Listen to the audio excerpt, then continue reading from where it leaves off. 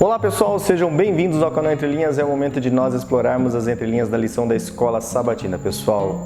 O que era bom terminou, pessoal. Chegamos aqui no 13º tema, onde passamos aí durante 13 vídeos estudando o livro de Salmos. Hoje nós vamos encerrar esse estudo com o tema Espere no Senhor. Após tanto estudo, após tantas mensagens, tantas perspectivas aprendidas, nós vamos aprender que a espera por Cristo, não é uma espera ociosa, é uma espera com muita ação, com muita fé, com muita alegria.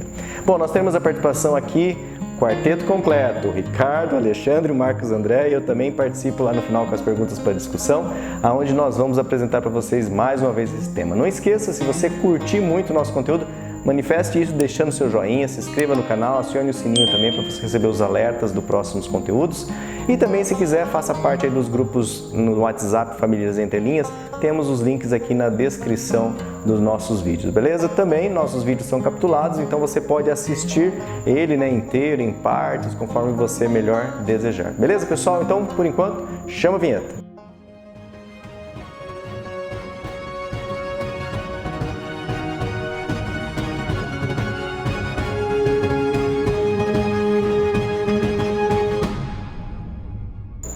Bom pessoal, mas antes de nós conferirmos a lição aqui com o Ricardo, vamos conferir os comentários, a sua participação, não é só o quarteto aqui, é mais do que quinteto, é quase um coral inteiro participando da lição através dos comentários. Temos os pódios aqui, no pódio dessa lição, dessa 12ª lição, 12º vídeo, temos aqui a Regine Alves, temos o A. Kennedy e o Genésio Mioto também, aqui os 3 primeiros a comentarem no último vídeo. Vamos lá então conferir os comentários. A Regine Alves diz assim: olá, boa tarde irmãos do canal Entre Linhas, feliz sábado, os céus proclamam as obras do Eterno. Respondendo à pergunta do Lúcio, quando estamos cheios de Deus, através do culto individual, transbordamos também no culto coletivo. Olha lá, a Regiane aceitou o desafio, respondeu a minha pergunta. E ela deixou o hashtag aqui dizendo assim: transbordemos Deus uns para com os outros. Obrigado, irmãos, por toda a dedicação de vocês à obra do Senhor. Valeu, Regine Alves, pelo seu carinho também e a sua dedicação a ajudar a promover esse conteúdo aí na plataforma. O A. Kennedy, feliz sábado a todos. Esse canal é ouro. Valeu, obrigado, Kennedy. O Genésio Mioto diz assim: oi, Lúcio, não sei se minha mensagem chegou aí, mas de qualquer maneira, estou mandando aqui um oi novamente. Bom estudo. Chegou sim, Genésio. Valdenice Martins Cerqueira diz assim: boa tarde, povo do canal Entre Linhas. Povo abençoado por Deus, Criador, Salvador e Mantenedor. Hoje participei na unidade da Escola Sabatina lá na igreja. Foi muito bom, porque falei o que eu aprendi aqui no canal, nas Entre Linhas. Valeu, pessoal, deixa um monte de coraçãozinho. E nos comentários da Valdenice, nós temos a participação da Josefa Ascenso, que também sempre está conosco aqui. Oiê, abençoado seja mais essa nova semana para todos nós entrelinhenses e especialmente para toda a equipe desse canal de estudos da Palavra de Deus, através da lição diária da Escola Sabatina. Gratidão a Deus por abençoar a vocês, o Lúcio, o Ricardo, o Alexandre, o Marcos, o André, com este trabalho evangelístico virtual. Que sejamos todos, olha o que diz a Josefa, sejamos todos um canal da vontade perfeita de Deus em alcançarmos aqueles que estão distantes dessa palavra santa, pura e boa do nosso amoroso Deus triuno, e assim tornarmos um divino instrumento da verdade até que Jesus Cristo volte. E ela diz aqui: fiquei sabendo que conseguiu o pódio na lição 10. Isso mesmo, Josefa conseguiu. Deixou o CCC curtido, comentado e compartilhado. Seguindo aqui nos comentários, temos também a participação do Valmir Júnior. Bom dia, estou na área, se derrubar é pênalti. Não peguei o pódio, mas manda um abraço para o Kaká, que mora no fundo do meu coração. Ele manda um abraço para o Kaká. O Kaká é um membro participativo lá no grupo Religião e Política, que é um grupo que tem aqui na descrição também dos nossos vídeos, um grupo no WhatsApp, e o pessoal discute religião e política e aí ficam argumentando lá. Tem que ter estômago, mas é uma experiência social aí do trabalho do Ricardo. O Genésio Mioto ainda comenta assim, agora na mensagem, Chegamos ao final de mais um trimestre e aprendemos muito com o livro de Salmos e como cuidar do que Deus teve para com o povo de Israel, tirando do Egito e durante a caminhada no deserto, com a nuvem de fogo à noite para iluminar o caminho e também aquecer dos frios das madrugadas de cada dia, e também a nuvem durante o dia para que ele pudesse caminhar na sombra. Se Deus cuidou do povo de Israel, Ele vai cuidar muito mais de todos nós nos dias em que nós estamos vivendo no deserto deste mundo. É isso aí, Genésio Mioto. Obrigado pela sua participação, sempre. O Benedito Eugênio comentando aqui novamente conosco, diz assim: as profundezas do Evangelho estão nas festas judaicas. Pela sombra que entendemos o Messias, sombras são os ritos que devem ser estudadas profundamente, principalmente pelos adventistas. Igreja que tem como base uma festa sombra, o 10º dia do 7º mês judaico. Ele coloca aqui. Gabriel de Lima, vai ser uma chatice, só vão fazer a mesma coisa todo instante. Acho que o Gabriel é o mesmo Gabriel, voltou a comentar. Gabriel, valeu, seja bem-vindo aqui aos nossos comentários novamente. Que Deus continue abençoando a sua vida. O Éder Lago, Deus seja louvado por esse estudo. Obrigado, Éder. O Éder, não estou lembrado não, mas acho que é a primeira vez, Éder. Não sei que eu esteja esquecendo o primeiro comentário aqui do Éder, obrigado pelo carinho. Também a Adriana Kuhn, sempre comentando conosco. Olá, feliz sábado, pastores virtuais, o Lúcio, o Alexandre e o Marcos. E orando aqui para que o Ricardo melhore, e o quarteto se complete. Olha, Adriana Kuhn, finalmente o quarteto completo nessa lição. Não é puxa-saquismo, mas o comentário e o estudo são excelentes, como sempre.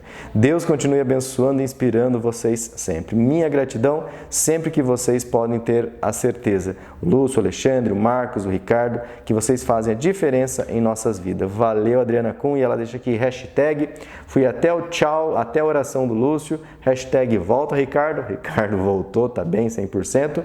E cadê você, João Cavaco? Também tá aí de volta, mandou um alô. Aí, por falar nele, já é o próximo comentário. João Cavaco diz assim: irmão Lúcio, acredito que não falou demais não. Disse verdades preciosas na cultura e vida de cada um, na capacidade da fé em pôr a Deus sempre em primeiro. Bem haja a você. E aí eu respondi ao nosso querido irmão João Cavaco: olá, irmão João Cavaco, que bom receber as suas palavras por aqui. Você já faz parte desse ministério.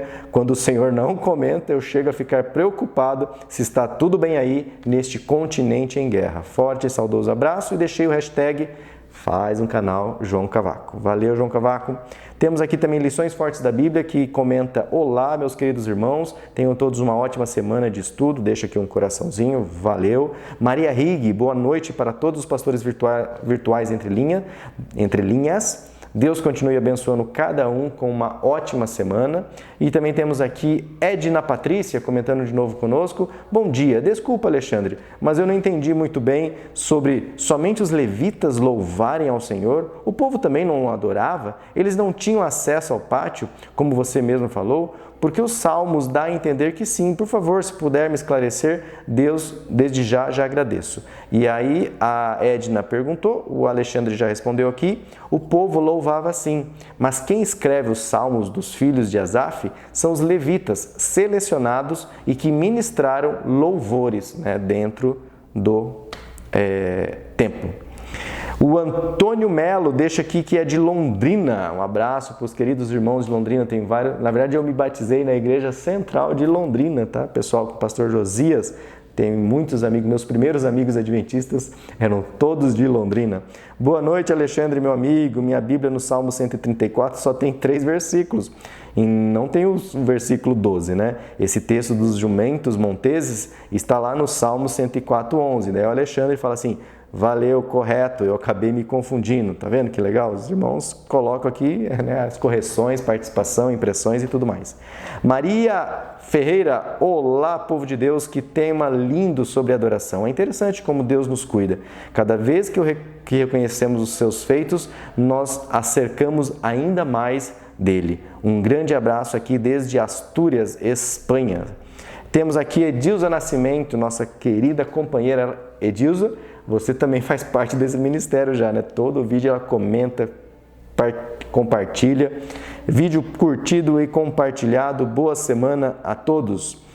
Beth Souza, Que o Senhor os abençoe e guarde para que possam continuar nos abençoando. #CCC, como sempre fui até o final. Temos também a participação aqui da Sandra Bittar. Oi meninos e a todos da grande família Entre Linhas. Espero que todos aí estejam bem com as bênçãos de Deus.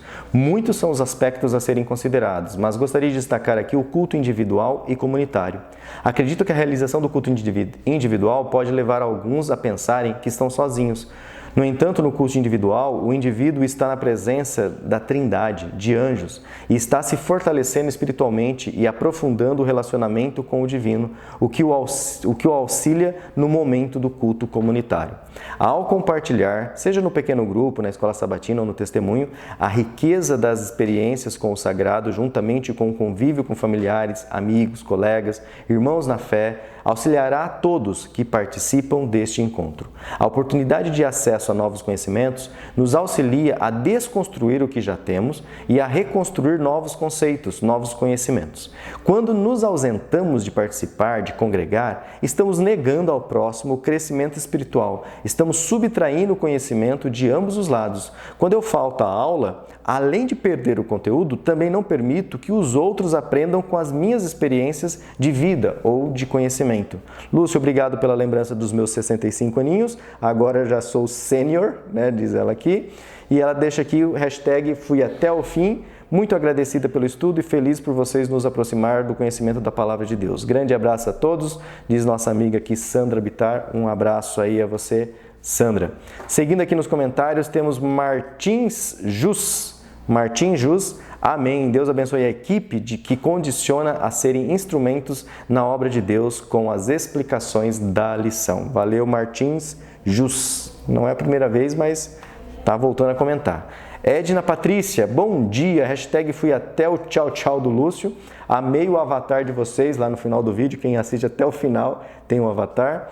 E que o Senhor continue usando vocês cada vez mais. Só comento na sexta, pois eu estudo diariamente a lição com vocês. E não toda ela, como muitos fazem. É isso aí, Edna.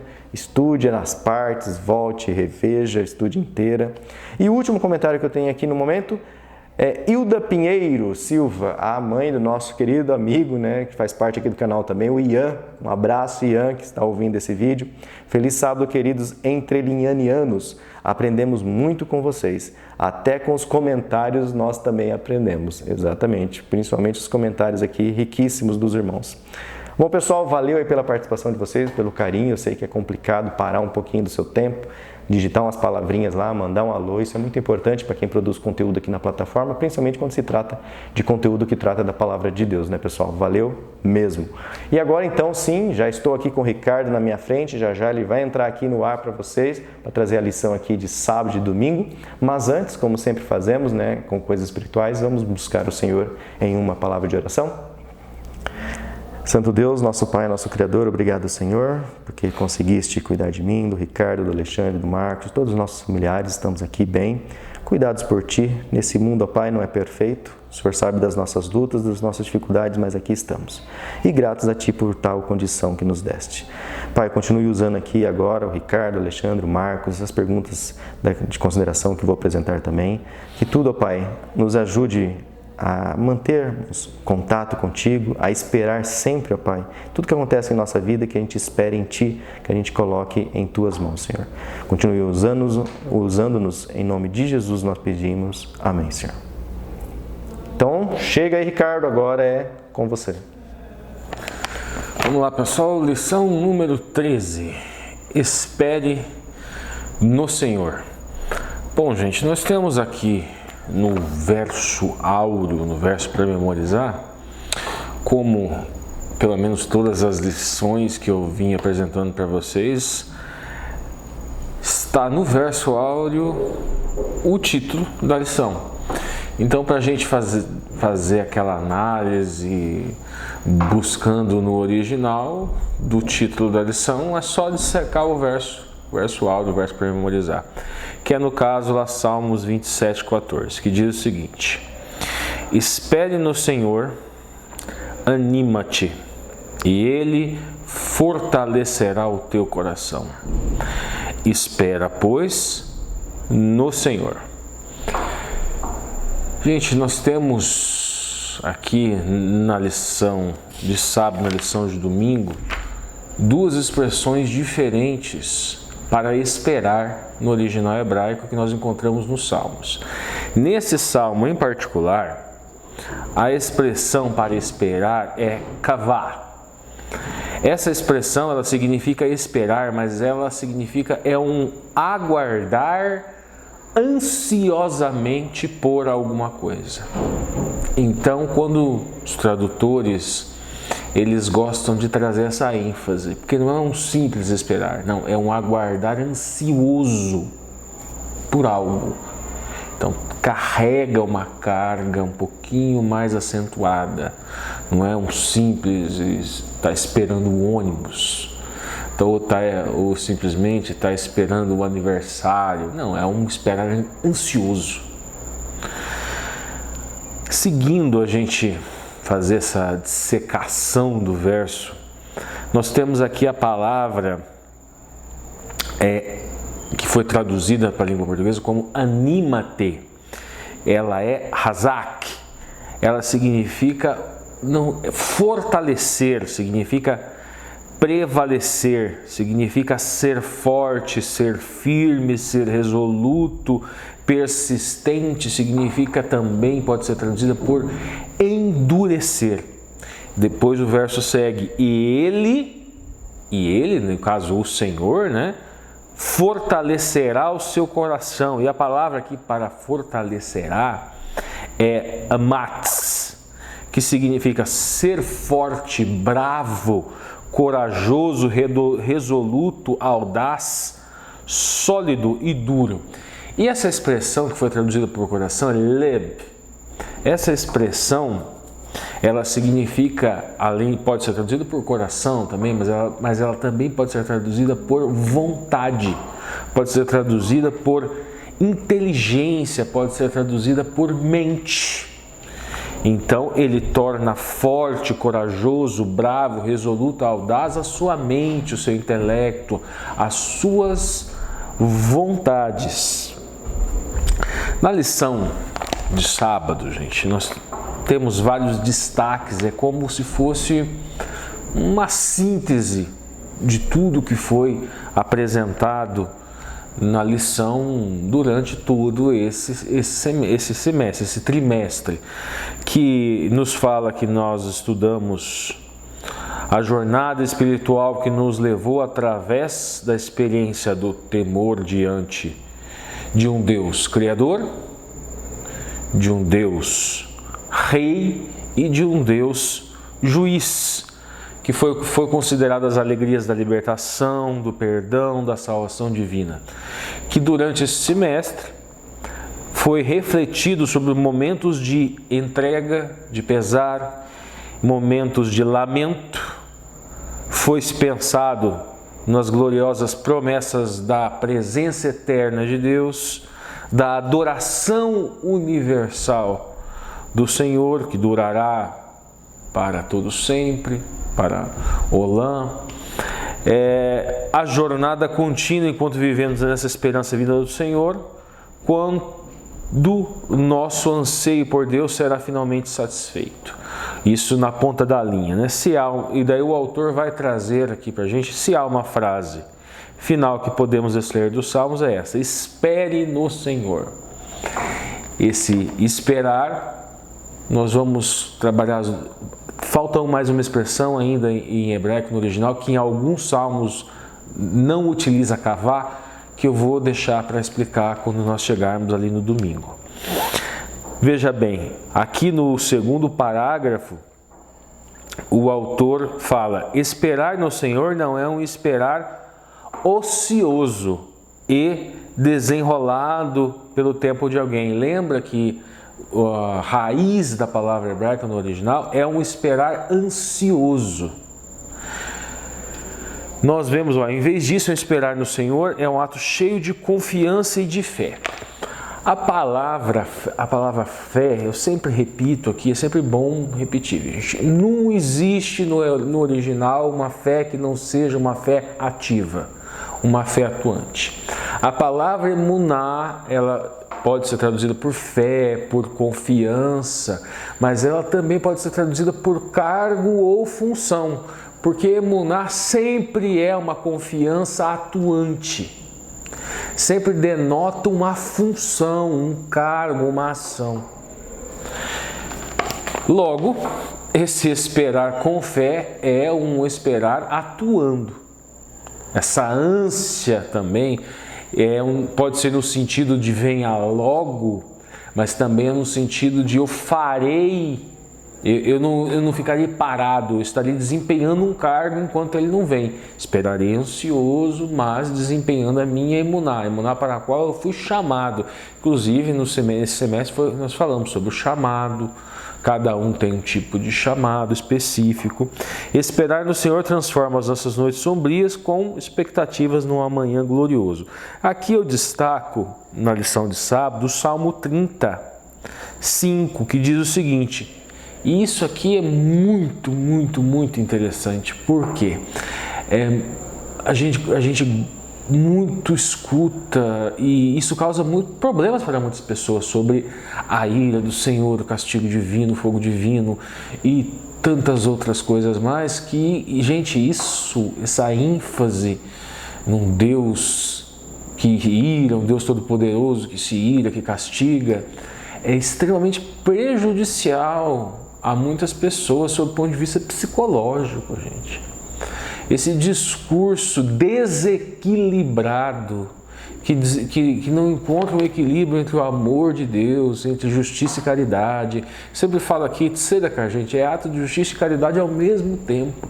E esse discurso, muitas vezes, como nós não temos na nossa mente esse original, onde essas duas expressões que aparentemente são contrárias, elas estão dentro da significação das palavras, com o mitzvah, que é mandamento e ao mesmo tempo é um ato de bondade, tzedakah, que é ao mesmo tempo um ato de justiça e um ato de caridade, muitas vezes nós criamos um discurso desequilibrado, enfatizando muito mais a ira e causamos danos psicológicos na criança e nessa criança que vem a se tornar um adulto. Traumas muito difíceis de serem resolvidos. E esse Salmo 35 fala o seguinte, a ira do divino, do eterno, a expressão aqui é af, é uma expressão hebraica que na pictografia é como se fosse um nariz, né? A força do nariz, é como se a pessoa estivesse com raiva e estivesse saindo ar pelo nariz com raiva. Essa expressão, e aqui no Salmo diz o seguinte, que a ira do divino, do eterno, é um momento, é apenas um momento. Agora, o seu deleite, o seu favor, a palavra aqui é ratson, é o favor, é o deleite. Esse dura para a vida, por uma vida inteira. Eu destaco aqui nessa última parte do sábado, gente, também um salmo, que fala que um dos salmos que está aqui, que ele diz o seguinte: quem sai chorando para o campo, voltará com júbilo, trazendo feixes. E essa aqui é uma expressão idiomática que denota o seguinte, ela simboliza o povo de Israel voltando do exílio.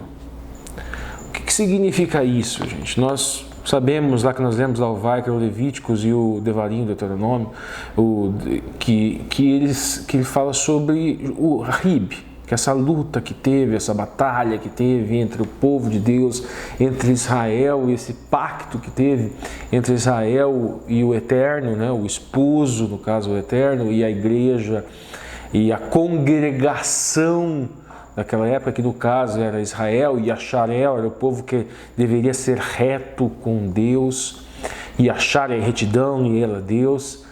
E este povo, foi feito um pacto com eles: se cumprires meus mandamentos, as minhas mitzvah, que é mandamento e ao mesmo tempo é ato de bondade, se praticar de tzedakah. Então, bênçãos, bênçãos, bênçãos, bênçãos, bênçãos. Se não cumprir, maldições. E se continuar não cumprindo, 7 vezes mais. Se continuar não cumprindo, 7 vezes mais. A ira, ela sempre é um momento. É por um momento. E se ainda não cumprir, então vocês serão dispersos. É o exílio. Foi o que aconteceu. Foi o que aconteceu na época do império, do imperialismo babilônico. Eles foram cativos para a Babilônia. Mas, lá no Vaikra, no Devarim, fala, mas se o seu coração incircunciso se humilhar, então me lembrarei do que prometi para Abraão, para Isaac, para Jacó. Então nós temos, aqui está, a ira dele é por um momento, mas o seu deleite é para a vida inteira. Nós seguimos aqui, gente, nós vamos para a lição de domingo e agora nós vamos ver aquela outra palavra que eu prometi para vocês. Então nós temos o Salmo 27:14, diz o seguinte: descansa no Senhor e espera nele, não te irrites por causa do homem ímpio, injusto, que prospera em seu caminho e leva a cabo os maus desígnios. Nós temos aqui duas expressões. Primeiro, essa expressão aqui, descansa, é damam, e é como se for, ela não é só descansar, alguns traduzem como crescer mudo, ou seja, continue trilhando a sua jornada, a sua evolução, a sua santificação em silêncio, mesmo vendo que o ímpio prospera. Você segue no verso e vai justamente depois no próximo versículo diz para você não se irar, você se conter os seus sentimentos, e no último verso ele vai falar porque este ímpio que espalha maus desígnios, ele será exterminado. Um dia será exterminado. E aquele que espera, ou seja, aquele que cresce em silêncio, calado, essa pessoa herdará a terra. Isso que fala esse verso. Então nós temos aqui uma outra expressão para espera também, que neste versículo a expressão para espera não é kavar. A expressão para espera é ruul. Essa expressão ela tem uma conotação de agitação. Ela pode significar o torcer, o girar, o tremer, o temer, mas também o mais relevante para a gente aqui, e que vai ao encontro do que nós falamos no sábado, da espera.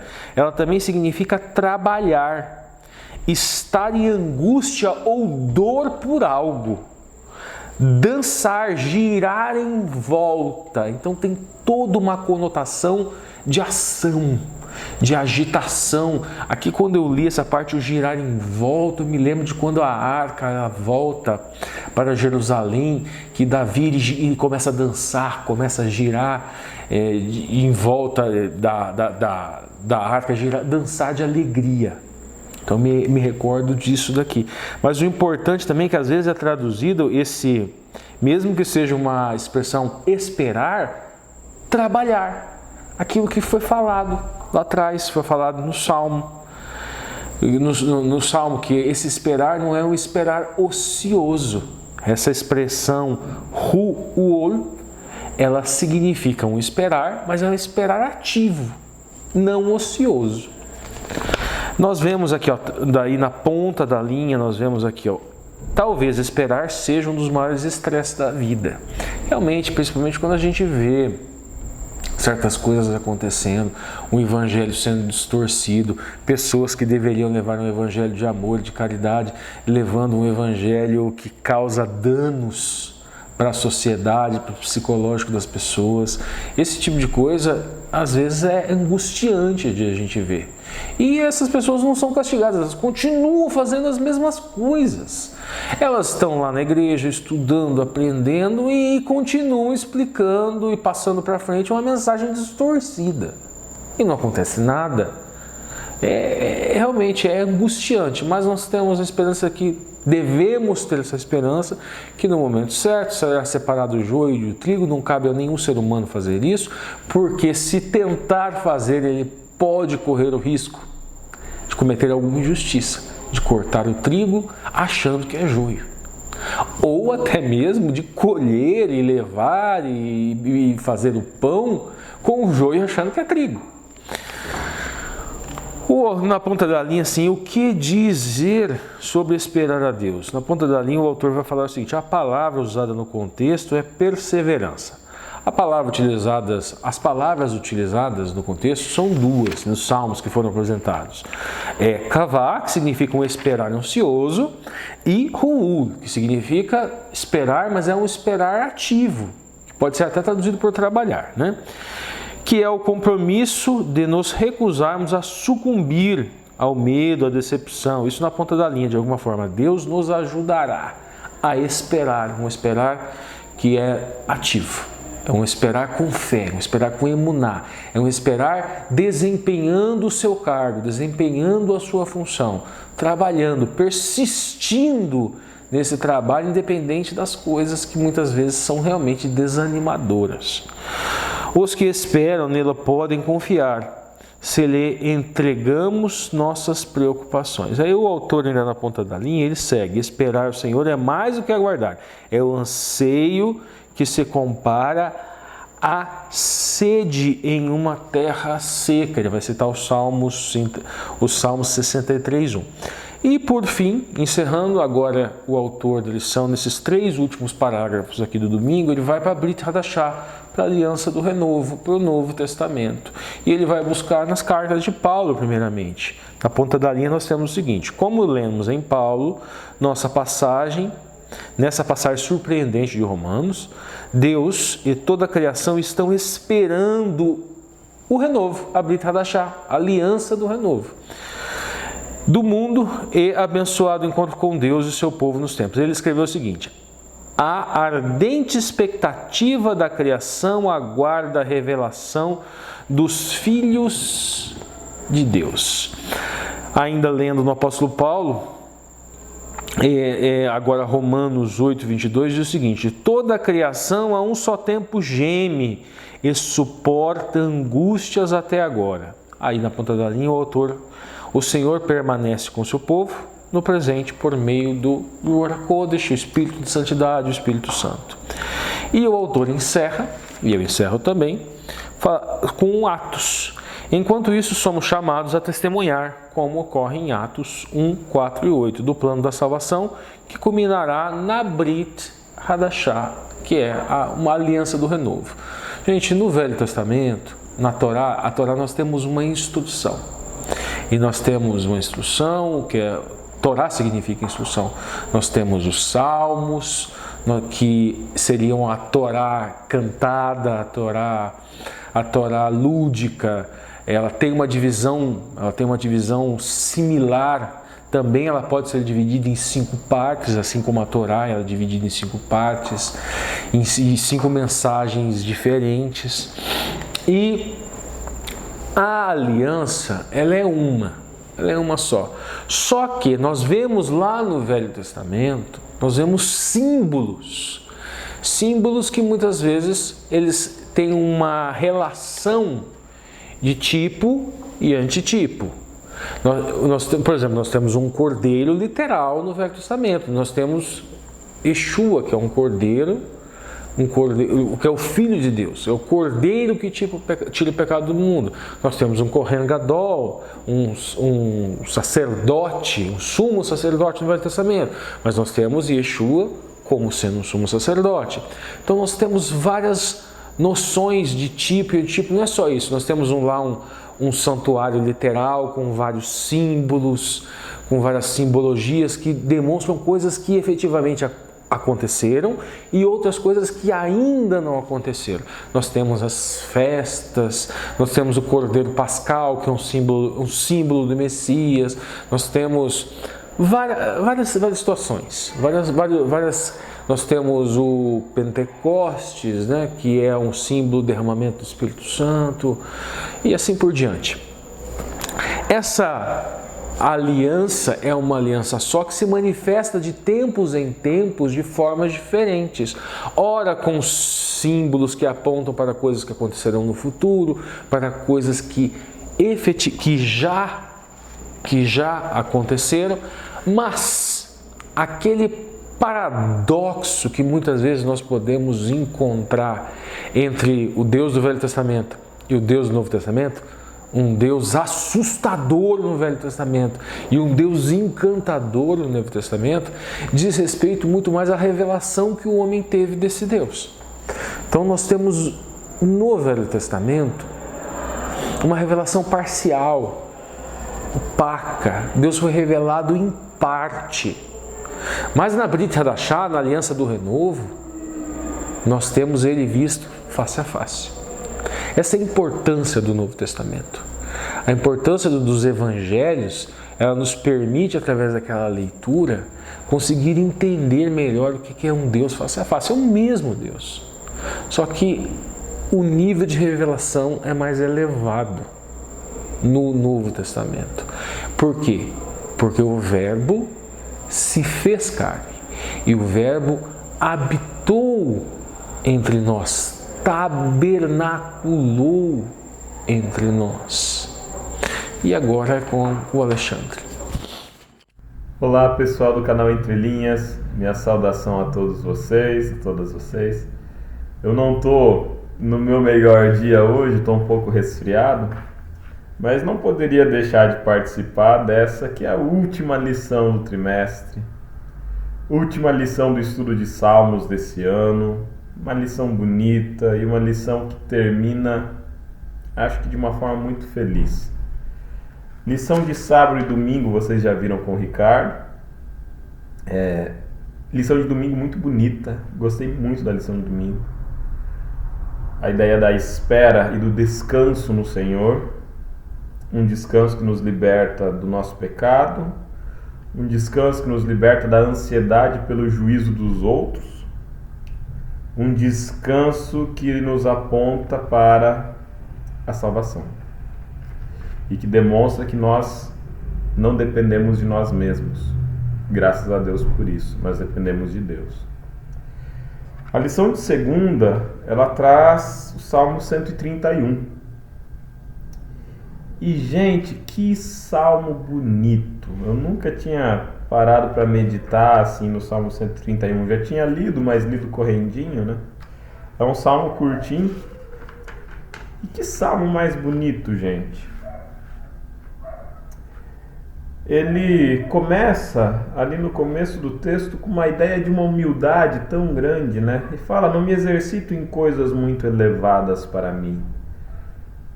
O salmista, ele sabe da própria limitação.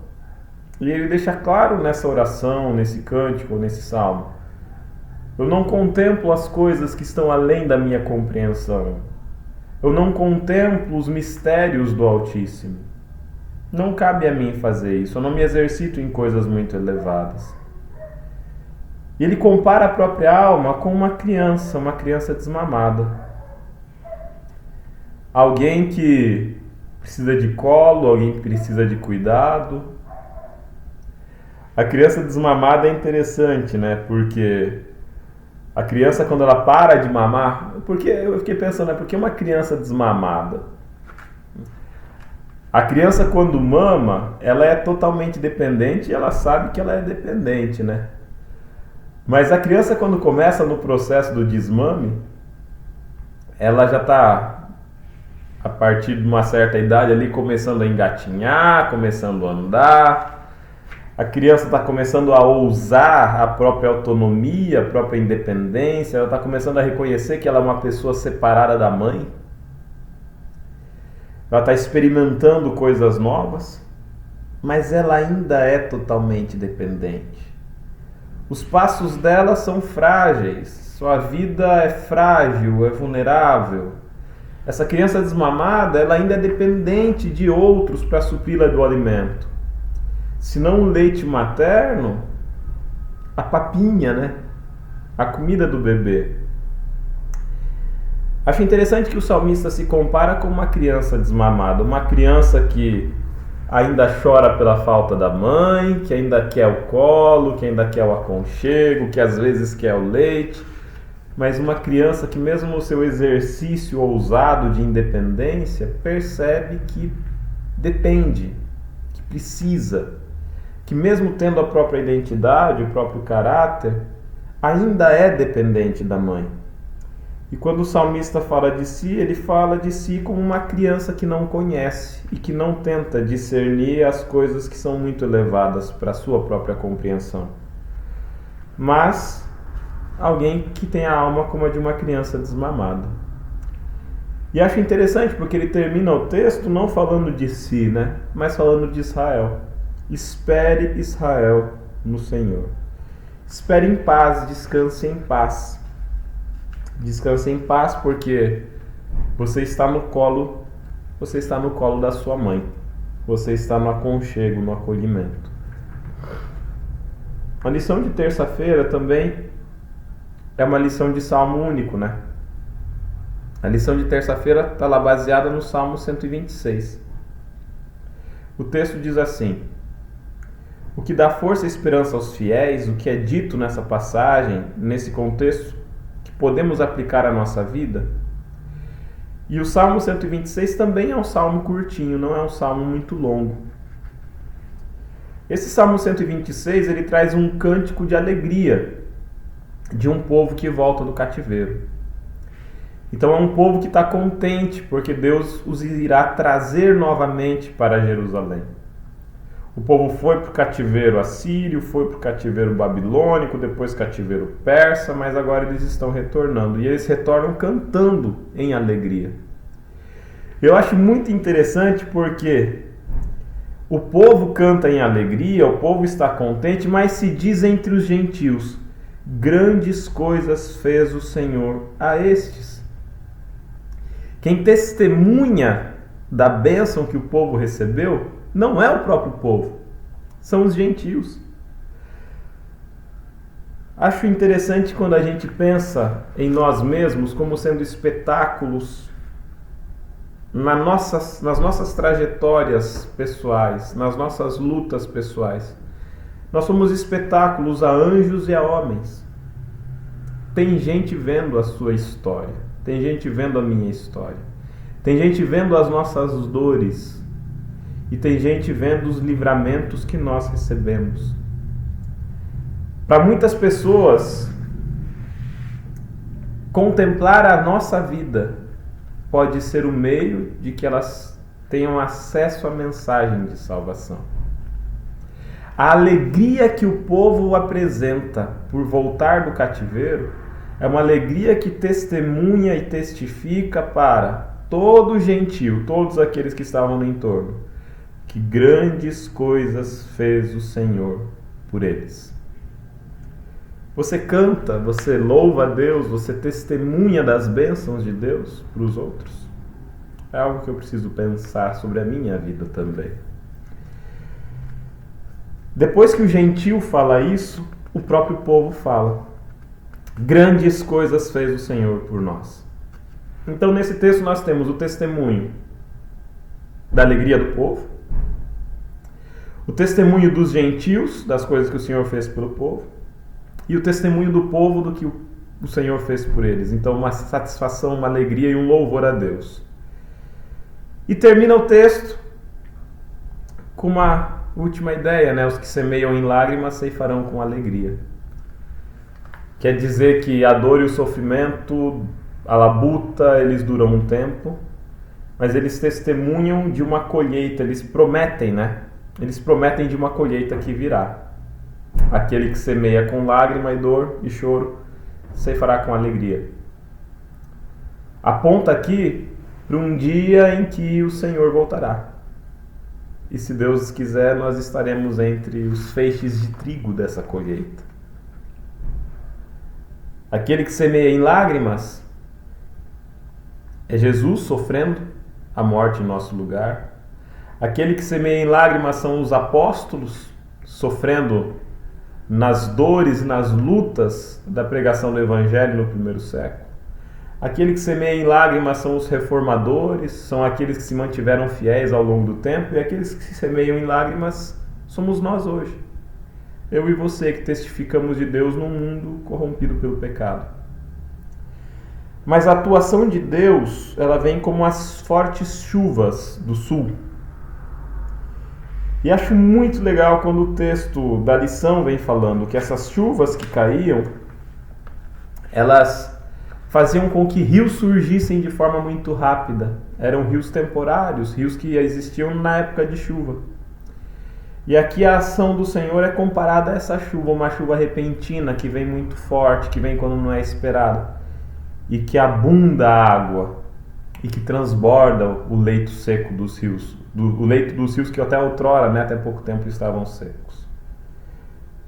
Se Deus ainda não te livrou do cativeiro, completamente não nos livrou, porque apesar de Cristo levar cativo o cativeiro, apesar de Cristo vencer a morte, nós ainda estamos sujeitos a mais um tempinho nessa terra de pecado. Mas se você tem outras lutas, outras dores, se você sofre por algum outro motivo e sente que Deus ainda não te libertou do seu cativeiro pessoal, saiba que a atuação do Senhor vem como as chuvas que caem no sul. As chuvas que rapidamente vêm no sul da Palestina e inundam os rios. O Espírito Santo vem e vem poderosamente. Quando Deus age poderosamente para a nossa salvação. Foi uma alegria estar com vocês nessa semana, nesse trimestre. A lição do próximo sábado já é a lição 9, uma lição que promete, uma lição que me traz esperança. O título dela é O Grande Conflito, é uma lição de autoria do Mark Finney, não preciso apresentar, dispensa apresentações. E é uma lição que casa com o livro missionário que estamos semeando no atual momento. Que a lição do próximo trimestre nos ajude a prepararmos para a colheita. Um abraço a todos os irmãos, a todas as irmãs. É uma satisfação ter tido esses 10 minutinhos aqui com vocês. E a gente se vê na próxima semana, se Deus quiser. Tchau, tchau. Olá, você que nos acompanha através do canal Entre Linhas. Que bom estarmos juntos mais uma vez estudando a Palavra de Deus. Eu fico muito feliz em poder fazer parte dessa grande classe de escola sabatina que se reúne aqui semanalmente.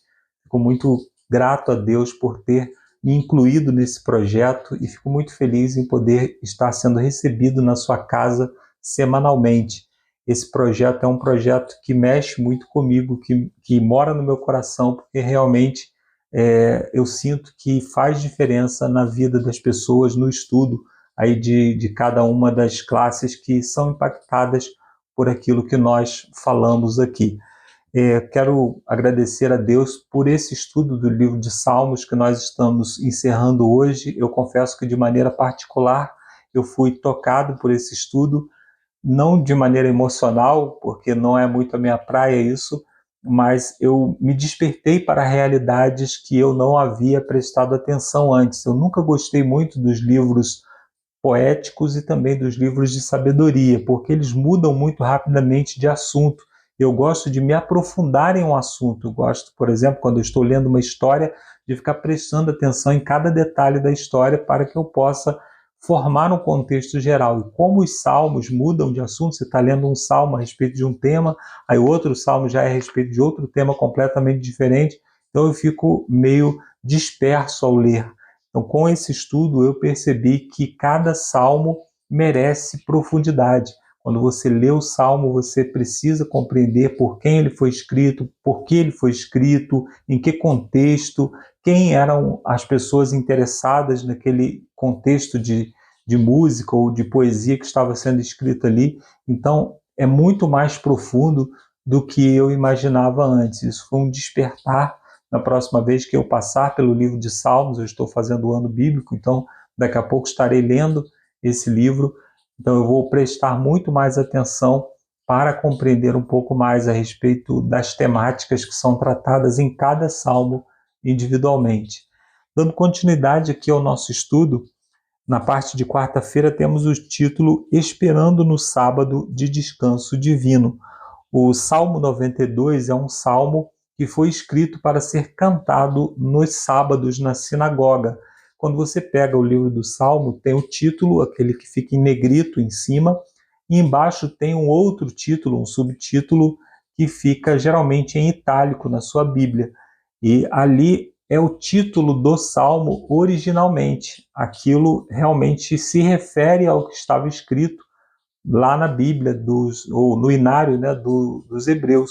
Então, aquilo fazia parte realmente do Salmo. E esse Salmo 92 está escrito que é um cântico sabático. Por isso, a autora coloca aqui esse título a respeito do sábado e pergunta quais dois aspectos do sábado são destacados no Salmo 92. O sábado ele tem dois aspectos importantes. O primeiro é a respeito da criação. Deus ordena guardar o sábado e diz: porque em 6 dias fez o Senhor Deus os céus, a terra, o mar e a fonte das águas. Então, esse é um dos aspectos do sábado. O sábado é um memorial a respeito da criação. E isso é bem retratado aqui no Salmo 92. Por exemplo, ele louva a Deus pelas obras das suas mãos e ele descreve ali os justos como sendo semelhantes ao Éden, né? Como sendo semelhante à criação do Éden. Então, aponta para a criação, que é o primeiro aspecto para se comemorar o sábado. Então, as obras magníficas de Deus são lembradas nesse salmo, fazendo uma referência ao Criador. Deus é Criador e tudo que nós vemos de bom nesse mundo saiu das mãos do nosso Deus. Então, quando o Salmo se lembra disso, ele está se referindo a Deus como Criador. Mas o Salmo ainda vai mais adiante, o sábado também tem um outro aspecto. Em Deuteronômio, no capítulo 5, ele faz uma referência à libertação do Egito. Ele diz: porque vocês foram escravos no Egito e eu libertei vocês. Então ele ordena que os escravos também guardassem o sábado, porque eles foram escravos no Egito e Deus o libertou. Então o sábado era um memorial para que todas as pessoas se lembrassem da libertação do Egito. E o texto desse salmo também faz referência a isso. Ele fala que o Altíssimo, o Senhor, estende a mão para resgatar os que o invocam. A criação e especialmente a redenção devem inspirar as pessoas a adorar a Deus. Afinal, viver em um mundo ou em uma criação que está deteriorada pelo pecado seria algo terrível se nós não tivéssemos a esperança da redenção. Então, o sábado é um lembrete constante de que nós fomos criados por Deus e nós fomos comprados por Ele, nós fomos redimidos por Ele. Isso é algo maravilhoso para nos lembrarmos tanto a respeito do Salmo quanto a respeito do sábado, que é o memorial da criação e da redenção de Deus. Aí tem aquela pergunta aqui no final, né? Que esperança é oferecida no Salmo 92 e como podemos nos consolar com ela? Bom, a esperança da redenção, a esperança do resgate, né? Então, quando nós olhamos para a criação, que já não representa mais aquilo que Deus criou em muitos aspectos, então nós temos esperança de que Deus vai nos redimir e restaurar novamente o sábado, restaurar novamente o Éden, restaurar novamente o descanso na presença do Senhor. Um dia nós não vamos mais precisar viver no mundo de trevas como nós vivemos hoje. Na parte de quinta-feira, dando continuidade ao nosso estudo, nós temos o título A Alegria Vem de Manhã. E a autora nos pede para ler os vários salmos e também outros textos da Bíblia e nos pergunta o seguinte: que hora do dia é simbolicamente retratada como o tempo de redenção divina e por quê? Esses textos todos se referem a um raiar do dia como sendo uma nova oportunidade de graça que Deus nos dá. Então, nos Salmos, amanhã é tipicamente o momento em que se espera a redenção. Amanhã revela o favor divino que põe fim à longa noite de angústia. A libertação de Deus reverte a escuridão da morte. Então, como o amanhecer como a ressurreição, né? Então, continua dizendo aqui que em luz de uma nova... Na parte de quinta-feira, dando continuidade aqui, nós temos o título A Alegria Vem de Manhã. E a autora nos cita aqui vários textos, não só dos Salmos, para lermos, e pede que respondamos a seguinte pergunta: que hora do dia é simbolicamente retratada como tempo de redenção divina e por quê? Eu vou ler aqui os textos que ela mesma destacou na linha da lição, que diz assim: nos Salmos, a manhã é tipicamente o momento em que se espera a redenção. A manhã revela o favor divino que põe fim à longa noite de angústia. A libertação de Deus reverte a escuridão da morte em luz de uma nova manhã. Então, aqui nós encontramos o amanhecer como se fosse uma ressurreição, como se alguém estivesse saindo da morte, né, que é comparada a um sono na Bíblia, e renascendo novamente, ressuscitando novamente para uma nova realidade, para um novo dia. E aí a autora ainda continua dizendo que esse novo amanhecer nos tira do abismo da escuridão, da noite, né, para um caminho reto e seguro. E aí ela nos pede para ler também Marcos, no capítulo 16, verso 1 a 8, e pergunta o que aconteceu na manhã relatada nessa passagem e por que esse evento é tão importante para nós. Então, trata-se aqui da manhã da ressurreição de Cristo, quando Jesus Cristo venceu a morte e saiu do túmulo.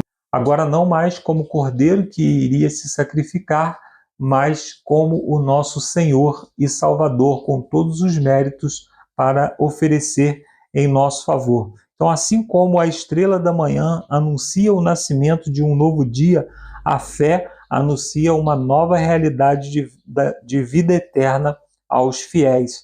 Jesus é chamado de brilhante estrela da manhã, lá no Apocalipse 22, verso 16, a qual aguardamos, pois ela estabelecerá seu reino no qual não haverá mais noite, mal nem morte. Mais do que qualquer outra coisa, é isso que esperamos no Senhor. E certamente a espera vale a pena. Então, cada dia que amanhece é como se nós estivéssemos ressuscitando para uma nova realidade. Eu quero fazer aqui um paralelo com o batismo, que também é um símbolo de uma morte e uma ressurreição. Então, nós podemos dizer que cada noite é como se fosse um batismo. Nós morremos para as realidades passadas e renascemos para uma realidade futura, na qual nós podemos mudar aquilo que foi errado no passado, aquilo que nós tropeçamos. Então podemos a cada dia ter uma nova oportunidade. Deus foi muito sábio em dividir o tempo em etapas. Nós temos aí décadas, anos, meses, semanas, dias, horas. Isso nos dá novas oportunidades. Imagina se você tivesse que conviver num dia eterno com aqueles erros que você cometeu e todos eles seriam hoje. Não, os nossos erros ficaram no passado e hoje Deus está nos dando uma nova oportunidade para vivermos uma nova realidade, uma realidade mais santa, mais pura, mais voltada para os princípios do Senhor. Aqui ainda tem um texto para terminar, que é um texto que nós encontramos no livro Desejado de Todas as Nações, que diz assim: sobre a tumba aberta de José, Cristo proclamara vitorioso: eu sou a ressurreição e a vida. Essas palavras só podiam ser pronunciadas pela divindade.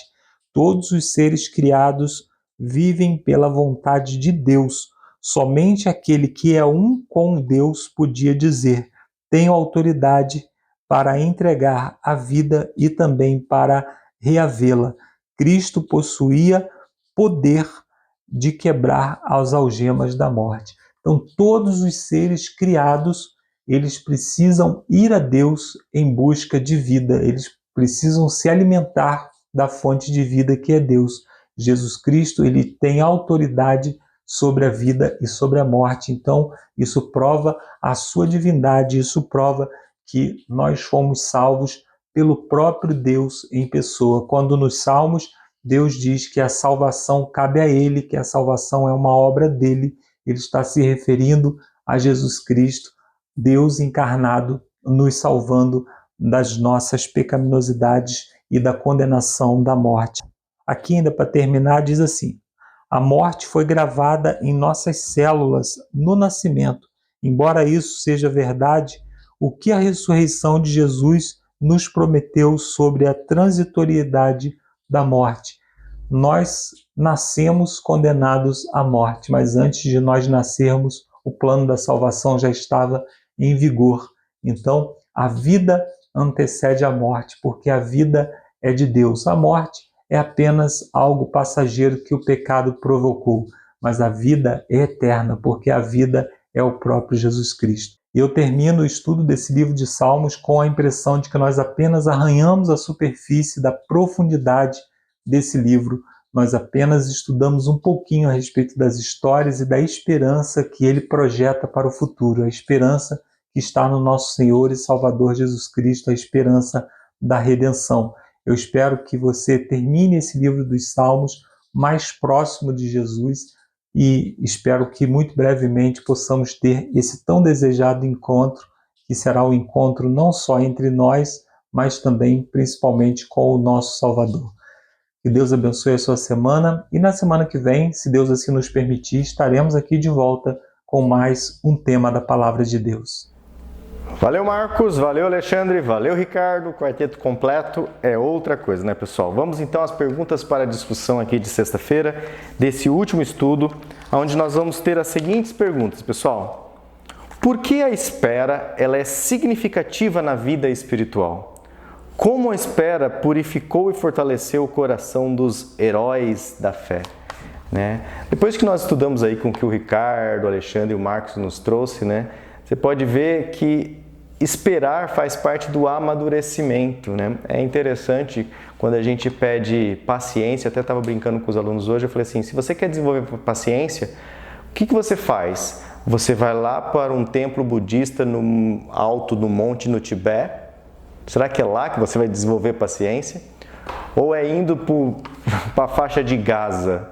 Né? Aonde será que você vai desenvolver mais paciência, né, nos tempos de hoje? Então, assim, quando você quer desenvolver algo, você precisa se deparar com o que vai realmente provocar o desenvolvimento. Se você quer desenvolver resistência física, é ficar sentado ou a cada vez mais se esforçar, os músculos doerem e você ir conquistando, né, um crescente. Então, a espera aqui para a fé significa, a espera na vida espiritual significa um amadurecimento, né, da nossa fé.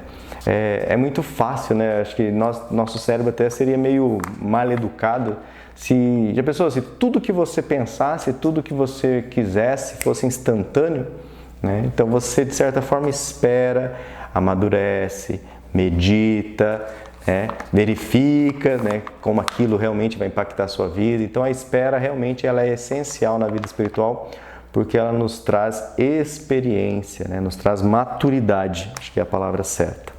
2. Qual é o fim da nossa espera? Isso é o mais importante, né? O que nos foi prometido como solução final para a injustiça? E aí a sugestão, Salmos 37, versos 34 a 40, né? Onde o salmista fala que viu o ímpio crescer como cedro do Líbano, depois olhou, já não viu mais ele, né? Então a nossa espera aqui, ela termina, né? E Jesus coloca lá, quando Jesus nos livra e nos salva. E aí a nossa espera, né, por aquilo, né, que a gente tanto almeja, já termina com Jesus. É o que nós estamos esperando, né? O advento de Cristo, estamos aí, firmes e fortes. E a última é bem curtinho hoje, e umas perguntas até relativamente fáceis, né? Os mortos esperam de modo consciente, né? Uma pergunta retórica, será que eles esperam, né, de modo consciente esse Jesus que salva, esse Jesus que livra? E a resposta, nós temos plena consciência, né? Eu até anotei aqui, a lição traz Eclesiastes 9:5, né? Que diz que os vivos sabem que vão morrer, mas os mortos, né, não sabem nada, não louvam a Deus e a sua memória já no esquecimento. Mas eu trouxe o texto, né, 1 Tessalonicenses 4,16, que é aquele que diz que os mortos em Cristo ressuscitarão primeiro ao ressoar da trombeta, né, da grande volta de Cristo Jesus. Então, os mortos esperam de modo consciente? Não. Essa é uma das grandes controvérsias no mundo cristão, porque nós temos muitos cristãos que ainda acreditam na imortalidade da alma, que ainda acreditam que a pessoa quando morre vai para o céu, vai junto a Deus, vai junto à mãe Maria, vai junto às coisas. Não é o que a Bíblia ensina, né? Se você ficar restrito ao que a Bíblia ensina, a Bíblia é muito clara quando ela diz que os mortos jaz no silêncio, na sepultura. Tá? Até quando eles vão esperar Jesus, esses mortos? Até ressoada a trombeta. 1 Tessalonicenses 4, verso 16. Beleza, pessoal? Encerramos aqui. Olha, pessoal, fiquei muito contente de conseguir encerrar mais uma série com vocês. Ao mesmo tempo, a gente fica triste, porque um tema que foi tão bom, tão rico, né, a cada semana, se encerra aqui.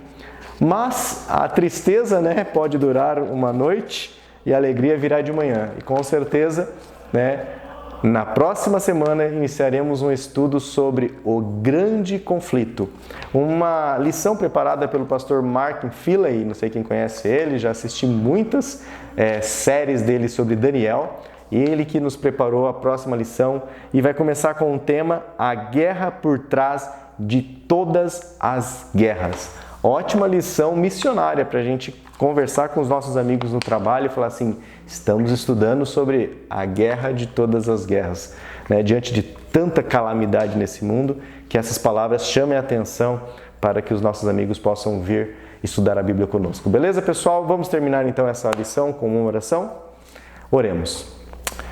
Santo Deus, nosso Pai, gratos somos a Ti, Senhor. Aqui encerramos, né, com o quarteto completo, a saúde do Ricardo estabelecida, a nossa saúde também, a minha, do Marcos, do Alexandre. Estamos aqui, Pai. Claro que não estamos perfeitos, o Senhor sabe das nossas dores, dos nossos calos, mas aqui estamos muito felizes encerrando essa série de 13 estudos sobre o livro de Salmos.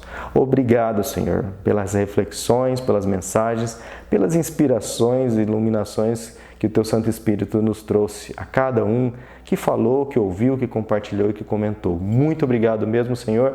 Que o Senhor possa sondar os nossos corações e ver quão gratos estamos pela Tua presença e pela Tua companhia e pela riqueza da Tua palavra. Pai, muito obrigado e já pedimos a Ti, nos anime para que nessa próxima série sobre o grande conflito possamos chamar mais amigos para estudar conosco sobre esse tema tão atual, Senhor. Em nome de Jesus nós oramos. Amém. É isso aí, pessoal. Então, tchau, tchau. Encerramos aqui. Até a próxima série, se Deus quiser. Até lá.